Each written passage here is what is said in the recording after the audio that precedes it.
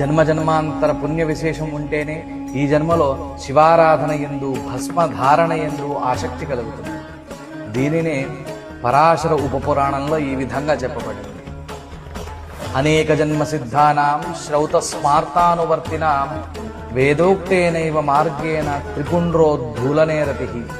అంతేకాకుండా భస్మద్వేషం అనేది పూర్వజన్మార్జిత పాపం ఉంటేనే కలుగుతుంది. దీనినే సూత సంహితలో మహాపాతకయుక్తానాం జంతూనాం పూర్వజన్మసు త్రిపుండ్రోద్ధూలనే ద్వేషో జాయతే సదృఢం బూధా. అంటే పూర్వజన్మలో పాపము చేసిన వారికి మాత్రమే భస్మధారణ యందు శివ ఆరాధన యందు ద్వేషం కలుగుతుంది. శివుడు భస్మము భస్మధారి వేరు కాదు. శివుని యందు భస్మము యందు భస్మధారుల యందు ద్వేషము దూషణ ఎప్పుడూ చేయరాదు. ఇవి మహాపాతకములుగా